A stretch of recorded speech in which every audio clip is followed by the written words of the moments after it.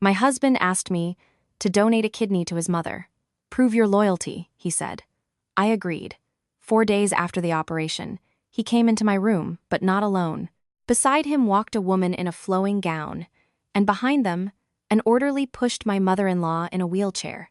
Arthur threw an envelope with divorce papers onto my chest, but he didn't know the main thing, that my kidney. Before we dive into this fascinating story, please tell me which country you are joining us from. It is a great honor for me to know who is with me on air right now. Happy listening. Anya lost her parents on I-70 between Denver and Vail when she was barely 9.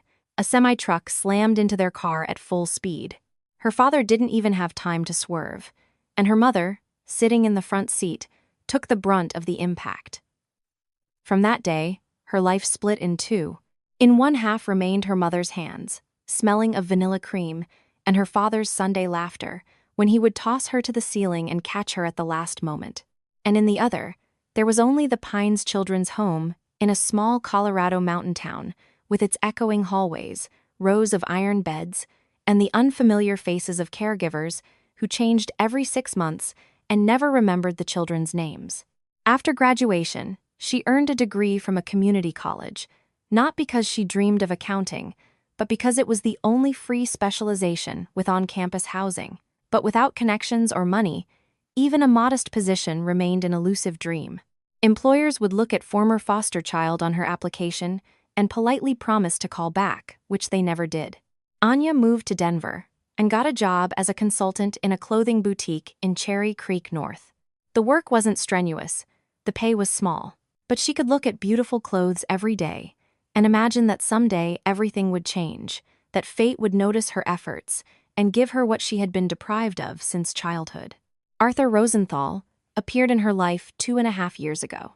He came in to choose a gift for his mother's anniversary, carefully sifting through scarves and pashminas, setting one aside then another. Tall, confident, with that particular bearing that betrays people who have never known need and never counted money before making a purchase. Anya helped him choose a silk scarf with a discreet pattern, neither fawning nor pushing expensive items, though a sales commission wouldn't have hurt her. He looked at her with unexpected interest, holding her gaze longer than politeness required. "Do you always speak so calmly to customers?" he asked, paying with a card that had no limit. "How else should I?" "Usually, they either grovel or look down on you. You're neither." He returned the next day for a scarf they didn't have in stock and never had. Then again, without a reason, just to talk, just to stand by the counter while she arranged the new collection. A month later, he invited her to dinner at a restaurant whose name Anya had never heard before, though it was in the heart of downtown, 5 minutes from her job. She sat across from him, looking at the menu without pretense, and not understanding half the dish names, unable to believe that all this was happening to her. An orphan from a government-run home, whom fate had somehow decided to reward for years of loneliness. "Are you completely alone?" he asked then, covering her hand with his. "No relatives, no one at all." "That can be fixed." They married 6 months later, a modest ceremony, almost no guests, at a justice of the peace on the outskirts of the city. Arthur explained it as his mother's unwillingness to spend money on showmanship, and Anya didn't argue, though she secretly dreamed of a white dress and a bouquet, of photographs to hang on the wall and show their children. The main thing was something else. She had finally found a family, a home, and a man who promised to be by her side for the rest of her life. Even if her mother-in-law, Evelyn Rosenthal, looked at her with poorly concealed disdain and never missed an opportunity to remind her of her origins, even if in the huge house in the elite gated community, Anya felt like an uninvited guest, afraid to walk down the hallway or open the refrigerator. All this could be endured, waited out, love earned with patience and devotion, just as she had learned to earn everything in her life. For 2 years, she tried her best, pouring her soul into every little thing. She cooked dinners from internet recipes that her mother-in-law barely tasted, wrinkling her nose and pushing the plate away. She bought gifts for holidays, perfumes, shawls, jewelry that disappeared into the depths of the walk-in closet and never reappeared on Evelyn. She smiled when her mother-in-law, in front of guests, called her our Cinderella or Arthur's find, with an inflection that left no doubt about the true meaning of those words. And then her mother-in-law fell ill. The diagnosis sounded like a death sentence. Chronic kidney failure, dialysis 3 times a week at a private clinic, her heart weakening with each passing month. Doctors and expensive offices shrugged. The wait list for a donor kidney from the Federal Registry would stretch for years, and the patient had no time. Days were counted in months, perhaps weeks. Arthur began the conversation in the hospital corridor, while his mother lay behind the wall, hooked up to a dialysis machine. He knelt before Anya, right on the cold tiled floor, and took her hands in his, a gesture she had only seen in movies and read about in books, never believing such things happened in real life. "I know what I'm asking," his voice trembled. "I know it's too much, but you're the only one who can save her. The only one in the whole world. Your blood tests. Remember, 6 months ago you had a checkup? I asked the doctors to also check for compatibility, just in case. You're a perfect match, Anya. 1 chance in 1,000, and it's you." Anya was silent, trying to process what she heard through the growing ringing in her head to donate a kidney, a part of her body, an organ, without which people, however, can live with one. She had read about it, searched for information at night when she couldn't sleep. "And you?" she finally asked, her voice sounding hoarse, unfamiliar. "You're her son, her own flesh and blood? Why not you?" Arthur pulled a folded sheet of paper from the inner pocket of his jacket and handed it to her. A medical report from a year ago, covered with stamps and signatures. Incompatibility by the human leukocyte antigen system. "I gave my samples first, even when Mom was diagnosed. Do you think I would ask you if I could do it myself? Do you think I wouldn't give her both my kidneys if it were possible?" She looked at the cramped lines, the incomprehensible abbreviations and numbers, the Latin terms that meant nothing to her, and she believed, because she wanted to believe, because she didn't know how else to, because her entire life had been built on the belief that people were fundamentally good and incapable of true evil. Arthur would never have asked her for such a thing if there had been another way. He loved her, didn't he? How could someone pretend for 2 years? For 3 days, he didn't let up, giving her no time to think, weigh, or consult with anyone. He brought coffee to her bedside, stroked her hair, said the right words in the right tone, hugged her so tightly that she forgot her fear. "You'll truly become part of the family," he whispered one night in the dark of the bedroom. "Not just a stamp and a passport, but blood and flesh. Mom will love you like her own daughter. I swear to you, and after the operation, we'll fly to the Maldives, just you and me, for a whole month. You deserve it. You deserve the very best." Anya imagined Evelyn's grateful smile. She imagined her mother-in-law embracing her for the first time without tension or coldness, saying, "Thank you, my daughter." And the fear of the scalpel retreated, shrunk, became insignificant. She had dreamed of a family for so long, so desperately wanted to be needed, to belong to someone. And now there was a chance to prove her worth. Not with words that meant nothing, but with an act, a sacrifice, blood. "Okay," she said on the 3rd day, and her own voice seemed strange and distant to her. "I agree." Arthur pressed her tightly against him, burying his face in her hair, and she didn't see his lips twitch into a triumphant smile. The day before the operation, Anya signed documents in the chief of department's office. The stack of papers grew and grew. Informed consent, waiver of claims, protocols, and acts, each with its own number and stamp. Her head throbbed from insomnia. The lines blurred before her eyes, merging into a gray jumble. "Here's another one." Arthur pointed to another clause, his voice sounding ordinary, businesslike. "A standard formality in case of force majeure. All hospitals require it." Anya read it, not grasping the meaning. Something about the possibility of using the organ for another patient if the primary recipient was found unsuitable for medical reasons. What did it matter what force majeure meant?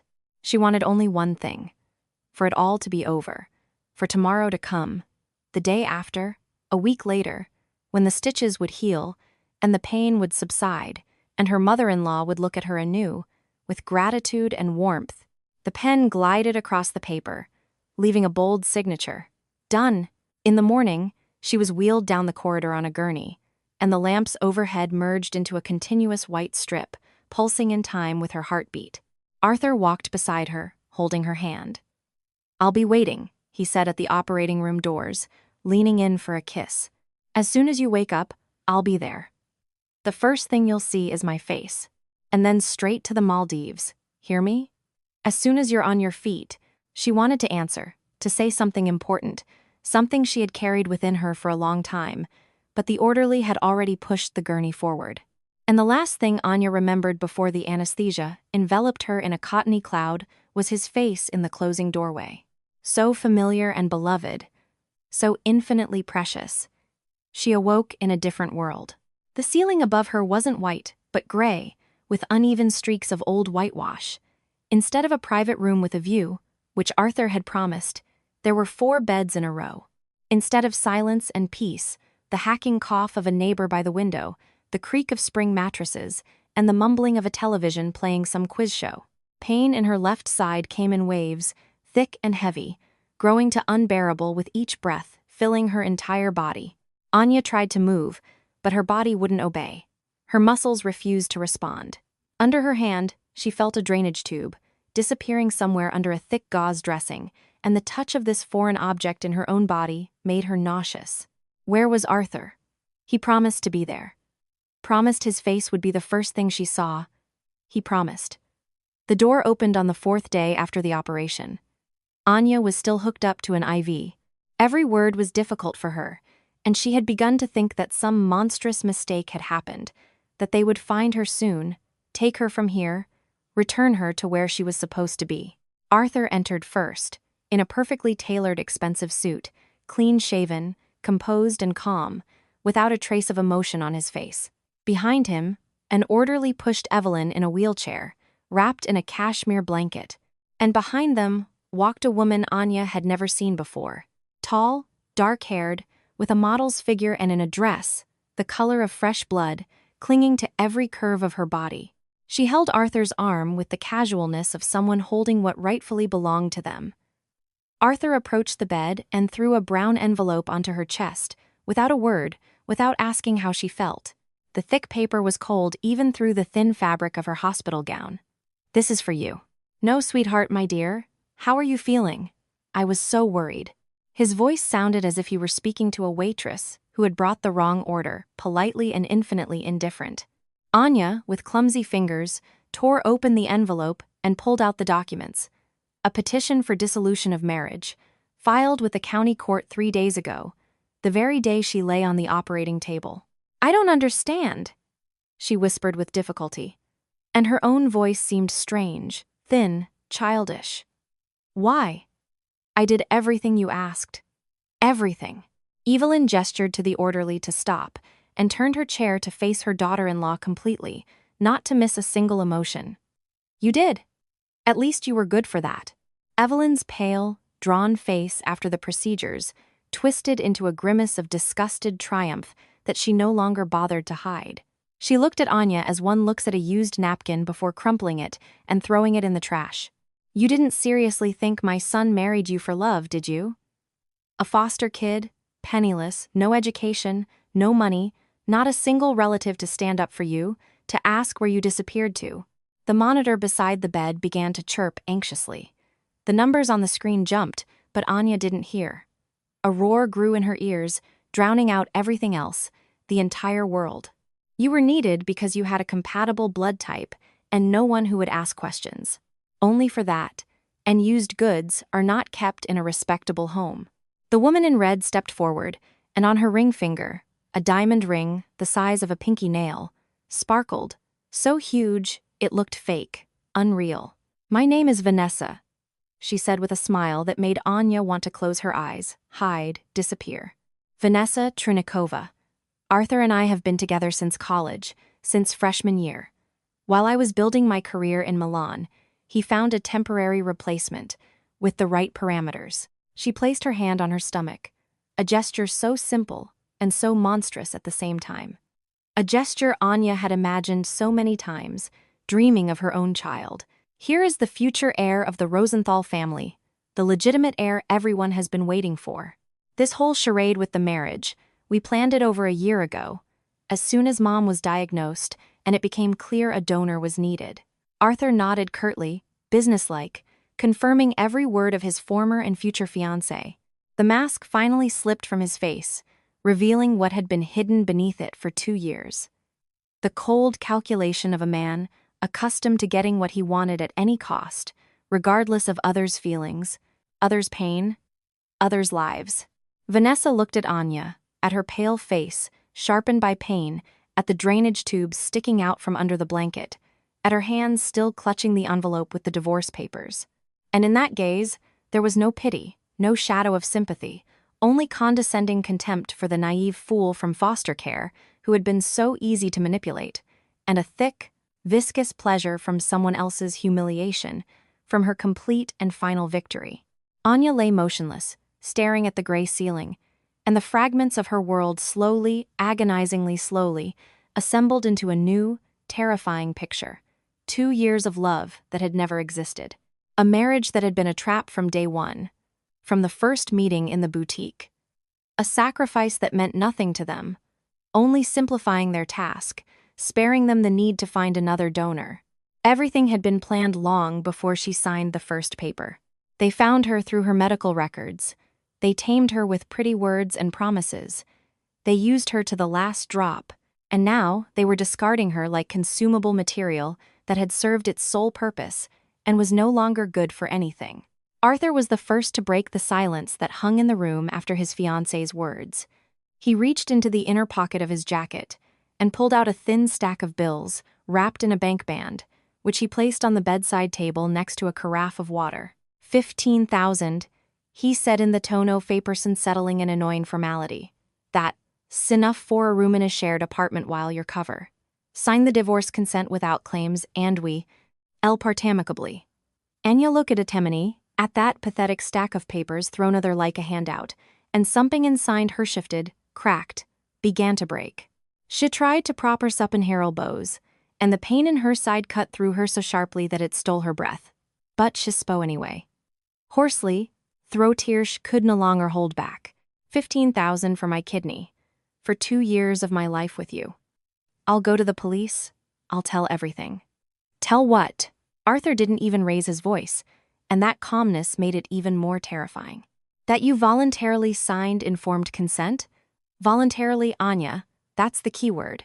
No coercion, no pressure, any court, any investigator will say the same. We have your signature on every document. Evelyn winced and waved her hand to the orderly to turn her chair towards the exit. Let's go. It smells of disinfectant and poverty in here. It's bad for me to get agitated before my operation. Vanessa took Arthur's arm, and all three of them moved towards the door, not looking back, confident in their victory.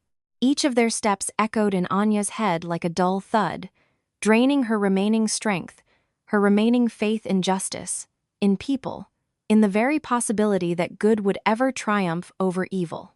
Arthur had already reached for the doorknob when the door sharply swung open from the outside, almost hitting him in the face. A tall man in a white coat entered the room, with graying temples and the gaze of someone accustomed to making life-or-death decisions multiple times a day. He was followed by 2 nurses and a young resident, and their faces were all tense, focused. What's going on here? The doctor's voice cut through the air, making Arthur step back. Who authorized subjecting a post-nephrectomy patient to such stress? She's only 4 days post-op, still on an IV. He cast a brief glance at the monitor displaying Anya's vitals, at her tear-streaked face, at the trio of visitors frozen by the door, and something resembling poorly concealed disgust flickered in his eyes.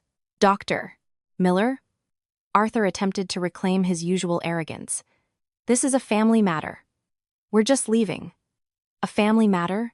Doctor. Miller turned to him, and something in his gaze made Arthur fall silent mid-sentence. I'm afraid I have news for you, Mr. Rosenthal, for all of you. He paused, and in that pause, for the first time in that nightmare of a day, Anya felt something akin to hope, a tiny, barely flickering spark. Your mother's transplant has been canceled.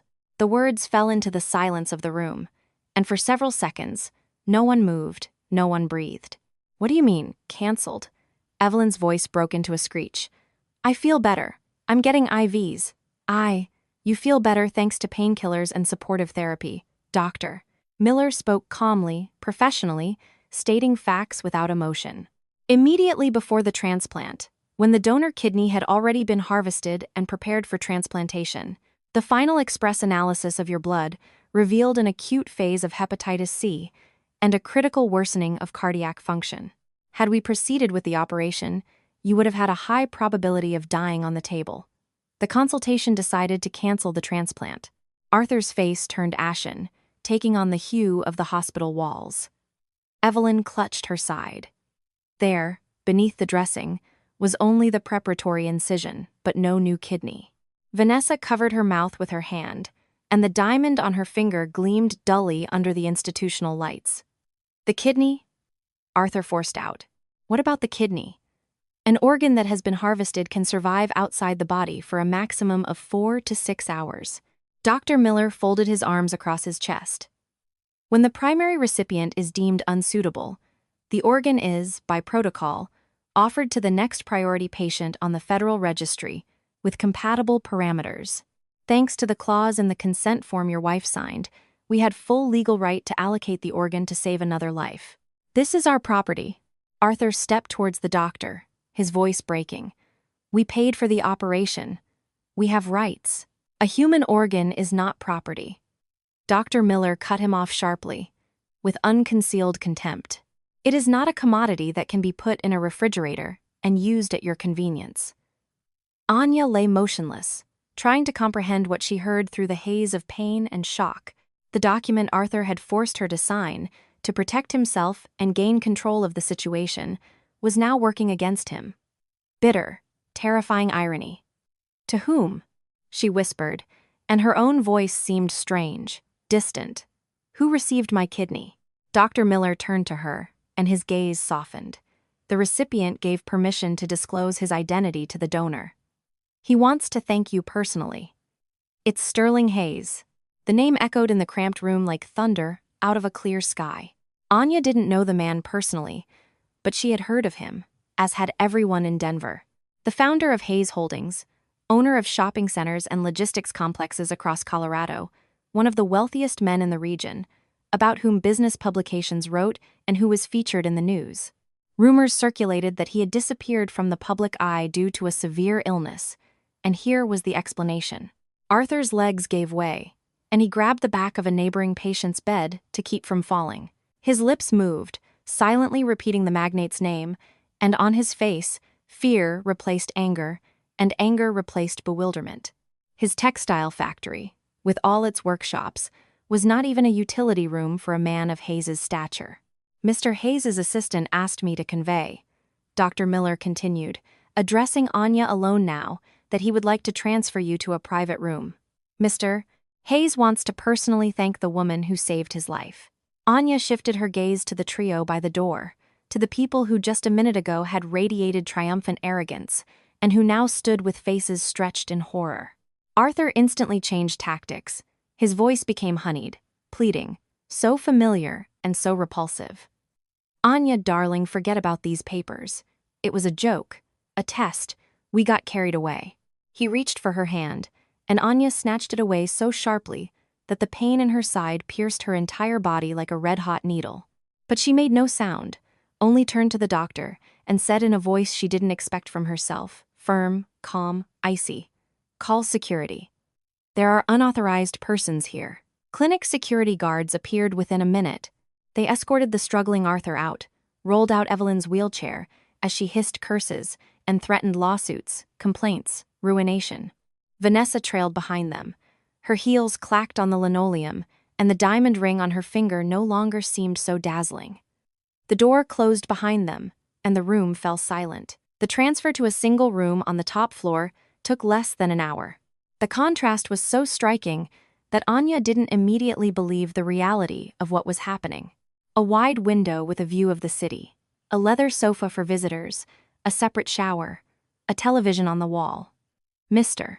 Hayes' assistant, Philip Edwards, a trim middle-aged man with attentive gray eyes and the demeanor of someone accustomed to solving any problem, informed her that all expenses for her treatment and recovery were covered by the holding company. Why? Anya asked, and tears flowed down her cheeks again.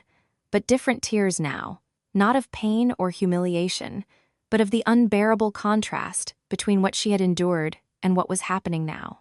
For Mr.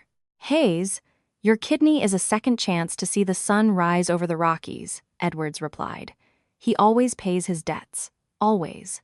A week later, when Anya could sit up without acute pain, Richard Rick Nelson, the head of the holding's legal department, came to see her. He was an elderly man with the sharp gaze of a courtroom veteran who had seen hundreds of cases and won most of them. He spread a folder of documents on the bedside table and spoke softly but weightily, choosing each word carefully. Your husband made a mistake, Anya Kirilovna. Over the 2 years of your marriage, he registered assets in your name. A textile workshop in South Denver, a share of a factory, commercial properties in the Reno Art District, a country house. He wanted to protect his assets from creditors and the IRS. He was confident you would always remain under his control. Anya listened, not believing her own ears. Now, by filing for divorce without claiming asset division, he is legally relinquishing everything recorded in your name. My advice: sign the consent silently, without mentioning the assets, and await the court's decision. The man who had called her a naive fool had fallen into the trap of his own overconfidence. The meeting with Mr. Hayes took place 3 weeks later on the clinic's rooftop, where a relaxation area with a view of the Republic Plaza Tower had been set up. Sterling Hayes was about 70, and even weakened after the operation, wrapped in a blanket in a wicker chair.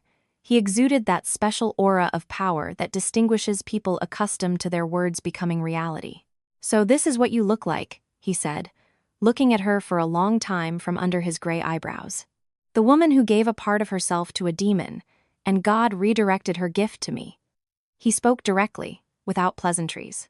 He said he had studied her history, from the foster home to the betrayal, that he saw something in her that reminded him of his granddaughter, who had died 10 years ago. The money from Rosenthal's assets is good, he continued, but without the ability to manage them, they will melt away like snow. The world is cruel. A good person without teeth will be devoured alive. He extended his wrinkled hand to her. Become my adopted granddaughter. Legally, it's just a name change, but effectively, family. Enter it, undergo training, and transform into a woman capable of looking at her ex-husband and seeing not a giant, but a pathetic aunt. Anya remembered Evelyn's sneers, Vanessa's scornful smile, Arthur's cold eyes. If she returned to the world as simply Anya, without connections, without support, they would find a way to crush her again. She took Mr. Hayes's hand, and her grip was firmer than one would expect from a woman who had been on an operating table 3 weeks ago. Teach me, she said. Teach me to destroy them. Mr. Hayes smiled broadly, with a predatory glint in his eyes. The schedule for the following months was relentless. 5 a.m. meant physical therapy with an instructor.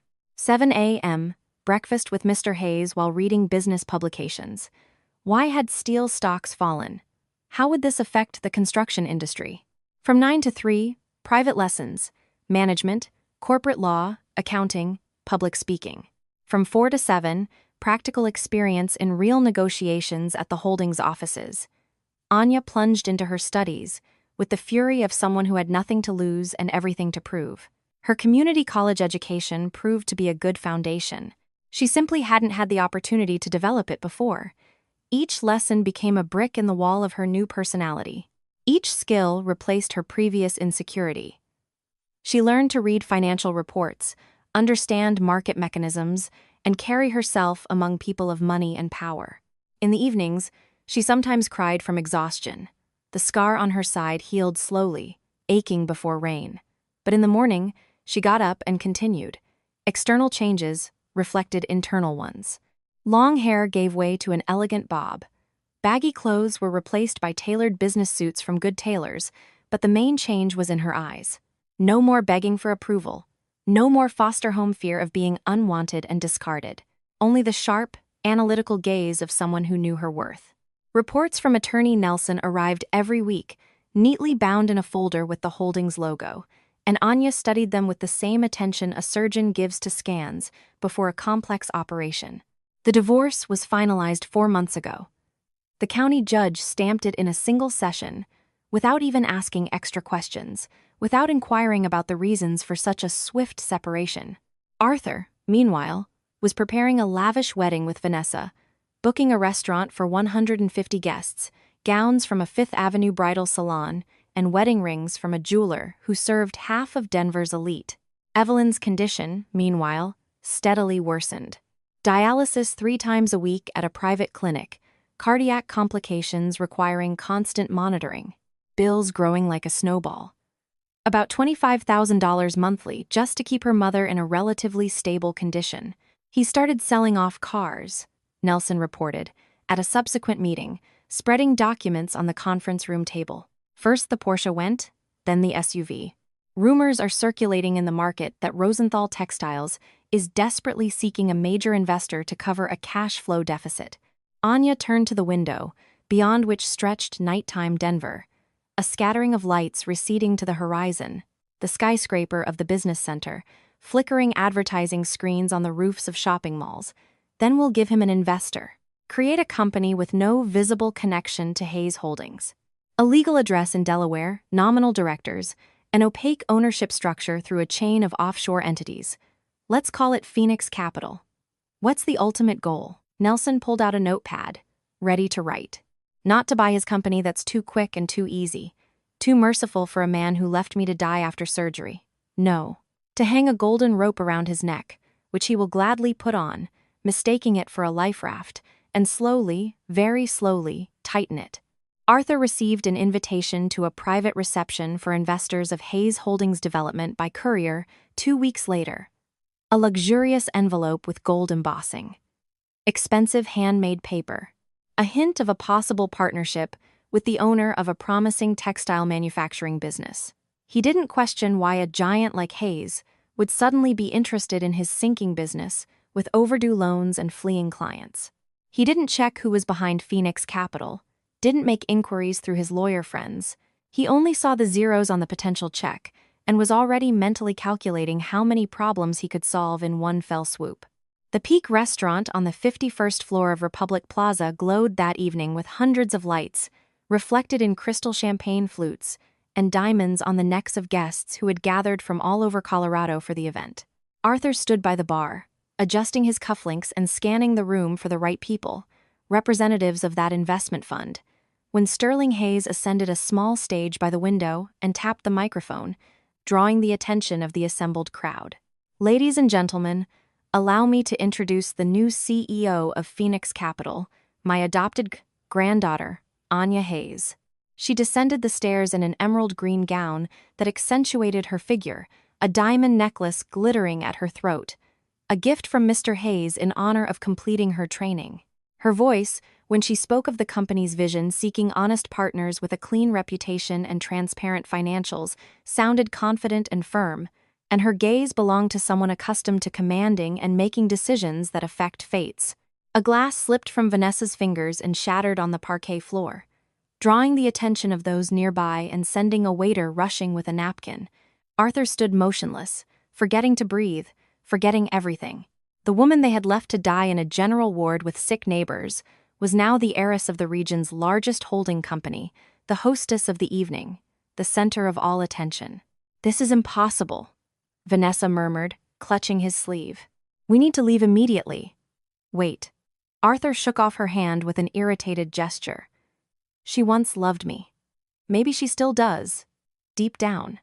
This is my chance, you understand? Our chance." He pushed through the crowd of guests, jostling people with glasses, and called her name. Anya turned. Her face held the polite blankness, usually reserved for strangers on the street. "Excuse me, have we met, Anya? It's me, Arthur, your ex-husband." She tilted her head slightly, frowning. "Ah yes, Rosenthal Textiles. I read your dossier. My analysts prepared it. Declining revenue, overdue payables, a cash flow deficit of several million. Interesting. Come to the office on Monday. We'll discuss possibilities. But I warn you now. Business only, no personal topics." That Monday, Arthur sat at the far end of a long conference table, surrounded by lawyers and financial analysts in expensive suits who, in a minute, tore his fake financial report to shreds. The numbers didn't match the bank statements. The contractors didn't exist in the registries. The revenue had been fabricated overnight with an accountant who was now nervously wiping his brow with a handkerchief. Despite all this, Anya paused, allowing silence to hang over the table. We are prepared to invest. 1 million. Arthur snapped his it up, disbelieving his own ears, thinking he had misheard. 1 million. A convertible loan secured by all company shares and the borrower's personal assets. If target sales figures are not met within 3 months, everything transfers to Phoenix Capital. You are a professional, Arthur Viktorovich, a man with experience and connections, or are you not confident in your own abilities? He signed, barely glancing at the documents, eager to secure his luck before it slipped away. After he left, Nelson made no attempt to hide his predatory smile, gathering the signed papers into a folder. He just took out a loan using property that, by court order in your divorce, is legally yours. Anya Kirilovna. The workshop in South Denver. The property on Larimer Street. The country house in Cherry Hills. All of it is registered in your name. Offering someone else's property as collateral constitutes felony fraud under state law, punishable by up to 10 years. Anya nodded, leaning back in her chair. And the targets we set are physically impossible to meet. We've already blocked his main distribution channels by putting pressure on key distributors. Philip Edwards brought Vanessa Trunikova's dossier a week later. A thick folder with photographs, bank statements, medical records. Vanessa on romantic dinners with a tattooed man named Damon, owner of a chain of car washes known for his ties to organized crime.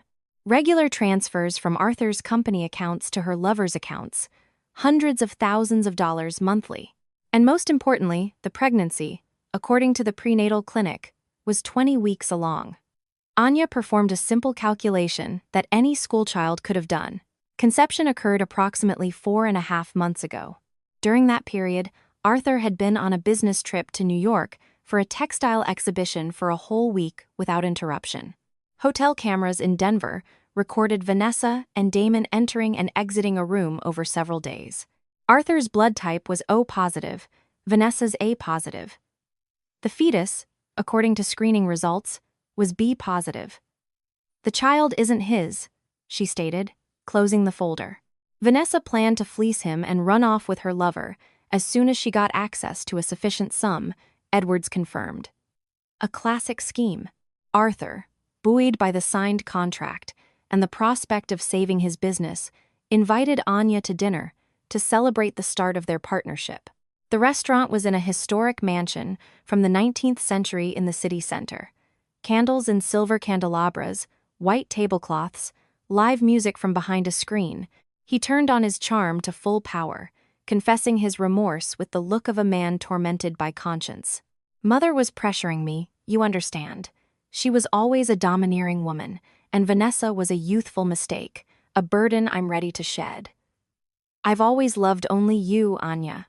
I'm ready to leave her tomorrow, send Mother to a nursing home, just to have you back and start all over again.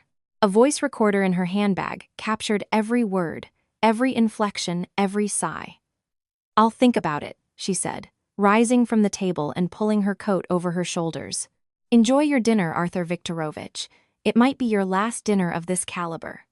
3 months elapsed by mid-March, when snow still lay on the streets of Denver in dirty drifts. The Phoenix Capital team arrived at Arthur's office with security and uniformed marshals. He sat at his desk, confident in another fake report showing sales growth of 200%. But an unscheduled on-site inspection revealed empty warehouses, idle equipment, and fictitious contractors existing only on paper. Police in the reception area, Nelson announced, putting documents back into his briefcase. Felony fraud. First degree. Up to 10 years in prison. Arthur leaped up, knocking over his chair with a crash, bolted through the back exit to his car, and sped to the hospital to say goodbye to his mother before his inevitable arrest. In Evelyn's room, crowded with medical equipment, he found Vanessa frantically packing his watch and gold cufflinks into her bag. What are you doing?" he croaked, grabbing the doorframe. "Leaving, you idiot. Before it's too late, before the cops get here." The door opened, and Anya entered in a white suit, calm and cold as March ice on the South Platte. She silently dropped a folder to the floor, and photographs scattered across the linoleum. Vanessa with Damon in a restaurant, in a car, outside his apartment building, bank statements of stolen money transfers, a medical report on the stage of pregnancy and the fetus's blood type. Arthur snatched the photos. His face distorted, turned crimson. "The child isn't mine. B positive blood type," Anya stated without expression. "Yours is O positive. Basic genetics, high school biology." He struck Vanessa across the face with such force that she reeled against the wall. She fell to the floor and screamed, her voice breaking into a shriek. "You idiot! Your mother's an old witch. I always hated both of you." Then Anya took out her phone and played the recording from that dinner. Arthur's voice filled the room, echoing off the walls. "Vanessa a burden, the child a mistake. Mother, I'll send her to a nursing home, tired of her ailments." Evelyn, confined to the dialysis machine, entangled in tubes and wires, heard every word. Her son, the one for whom she had humiliated Anya, demanded a stranger's kidney, destroyed a stranger's life, was planning to put her in a poorhouse, discard her like unwanted furniture. The monitors began to beep alarmingly. The numbers on the screens surged. The old woman gasped, reached out a bony hand to Anya, clutching at the air. "Help me, daughter, please." Anya approached the bed and looked at that hand, the same one that had waved dismissively when her mother-in-law called her a foster home pauper and used goods. "My kidney was a gift of love. I gave it to my mother, the mother I lost at 9 years old on the highway near Vale. You are not my mother, Evelyn Rosenthal. You are a person who ordered her son to divorce me while I lay in intensive care after surgery, bleeding, not knowing if I would survive." The monitor exploded into a hysterical shriek, turning into a flatline. Arthur was sobbing on the floor, smearing tears across his face. Evelyn's heart stopped not only from kidney failure, but from the betrayal of her own son, heard by her own ears in the last minutes of her life. Anya turned and left the room, not looking back at the shouts and commotion behind her. The arrest occurred 2 days later at his mother's funeral. The ceremony at Fairmount Cemetery was pathetic. A few distant relatives, who came out of a sense of duty, ritual service staff indifferently performing their job. News of the bankruptcy and criminal case spread through the city instantly, turning the Rosenthals into pariahs from whom everyone recoiled. Vanessa had been detained the day before at Denver International Airport while attempting to fly to the Cayman Islands with a suitcase full of cash, embezzlement, and grand larceny. When the pastor finished the eulogy and the gravediggers began to lower the coffin into the frozen ground, 2 men in plain clothes with stone faces approached Arthur. Handcuffs snapped shut on his wrists right by the fresh grave, under the gaze of the few witnesses. He was being led to the patrol car when he noticed a black luxury Mercedes sedan on the cemetery alley, in the shadow of old birches. The tinted window lowered a few inches. There, wearing sunglasses despite the overcast day, sat Anya. She looked at him without malice, without triumph, without visible emotion. She simply looked as one looks at a finished painting, at a closed chapter, the window smoothly raised. The car pulled away and disappeared around the bend of the alley. A year later, Anya stood at Grandview Cemetery in a small Colorado town, before 2 modest gray granite headstones. She placed white lilies on her parents' graves, now well-tended with trimmed grass and fresh flowers in vases, and spoke softly, telling them how her life had changed in the past year. She spoke of how she now helps people in similar situations, pays for treatment for those who cannot afford it, hires lawyers for those who are being defrauded as she was. The scar on her left side had long turned into a pale line, barely visible under her clothes. She used to hate it, seeing it as a symbol of her own naivete and foolishness. Now she looked at it differently, as a medal, proof that she had gone through hell, fallen to the very bottom and risen, becoming stronger, smarter, more formidable. "Am I interrupting?" She turned at the familiar voice. "Doctor." Ethan Miller stood on the alley with 2 cups of coffee in his hands, in jeans and a plaid shirt with rolled-up sleeves, without the white coat in which she was accustomed to seeing him. "Mr. Hayes asked me to tell you not to linger. Tomorrow is a board meeting, an important decision. Tell him thank you for his concern." He shifted, shuffling his feet. Anya, do you have time for dinner? Not a business dinner, just dinner. Just the two of us, no protocols or agenda. She looked at him, at the man who had protected her on that terrible day in the hospital room, who had come to check on her every evening while she lay in the clinic, who had patiently waited a whole year for her to heal in body and soul. In his eyes there was no calculation or self-interest, only sincere admiration and a shy hope. How do you feel about barbecue at a casual steakhouse on Federal Boulevard? Or do you need restaurants with city views and white tablecloths? He laughed easily, openly, and extended his hand. They walked down the cemetery alley to the car together, shoulder to shoulder, their steps falling in unison on the gravel path. The sun was setting over the Rockies, painting the sky gold, casting long shadows from the old trees. It would set, plunging the earth into darkness, but tomorrow it would surely rise again, just like Anya.